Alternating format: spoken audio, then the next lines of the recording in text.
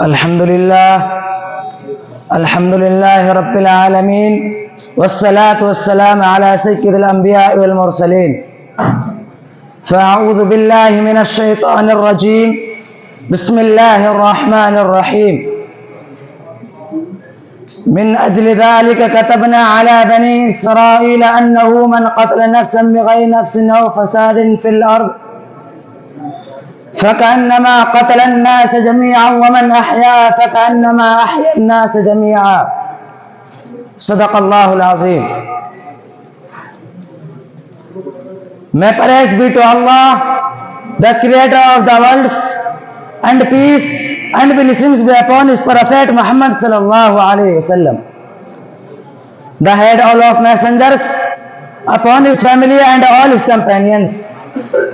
Today I have been asked to speak on a very topic of the time, Islam and terrorism. It is surprising enough that violent activities and terrorism are attributed to Islam, whereas it is the religion of peace and mercy. The word of Islam, which means submission to the will of Allah, is derived from Salam, which means peace. It is in fact Islam which for the first time in the human history come forward to protect the weak, to strengthen the poor and honor the distant. It regarded the safety of human life, wealth and on the utmost necessity of a human society. Islam raised the value of a single human life to equate it with the life of all the people in the world. As Allah said, من أجل ذلك كتبنا على بني إسرائيل أنه من قتل نفسا بغير نفس أو فساد في الأرض فكأنما قتل الناس جميعا ومن أحياها فكأنما أحيا الناس جميعا. For this reason, we decreed for the children of Israel that who kills a person not in the solution for a person killed, nor as a punishment for spreading disorder on the earth, is as if he has killed the whole of humankind, and who has saved the life of a person is as if he has saved the life of the whole of humankind. Islam presented a set of religious and social teachings which spread peace and brotherhood. So truly Islam represented the creed of peace. Allah believes in and giving peace was called mercy for the mankind. Islam educated forgiveness and avoidance. It encouraged reconciliation and mutual understanding in a state of fighting. Violence and using force was about the least degree. Fighting was allowed only as the last option, and in this case, to unjust fighting and anti-violence was prohibited. As the Quran says, لا ينهاكم الله عن الذين لم يقاتلوكم في الدين ولم يخرجوكم من دياركم أن تبروهم وتقسطوا إليهم إن الله يحب المقسطين.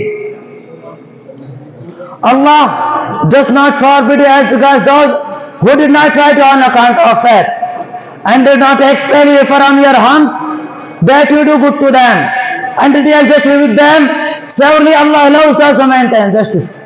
Dear audience, in several verses of the Quran and Hadith, Islam stressed Muslims to adopt justice and fairness in their actions, even with their enemies and opponents. The Prophet Muhammad sallallahu alaihi wasallam prohibited Muslims to kill a man of their enemies at war, their children and even their hermits and the non-combatant people. He would advise them, do not beat and do not be excessive. And he also said, whoever has killed a person having a treaty with the Muslims shall not smell the fragrance of paradise, which smelled for a span of 40 years. Muslims are encouraged to be kind to animals and are forbidden to hurt them.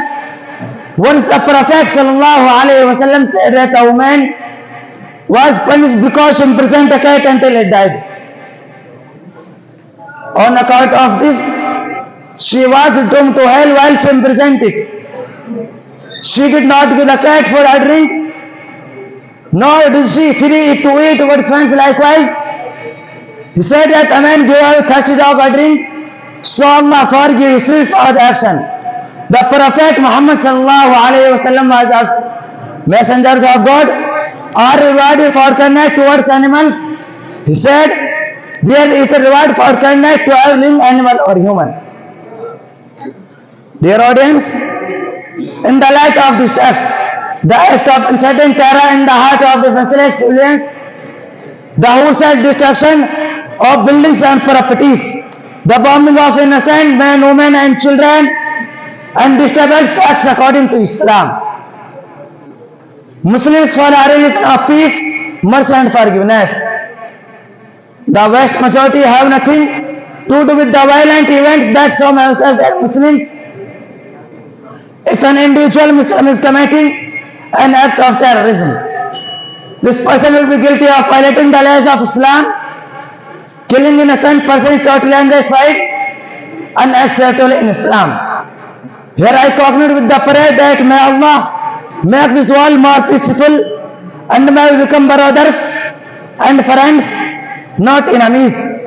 Here I conclude my speech. Assalamu alaikum wa rahmatullahi wa barakatuh.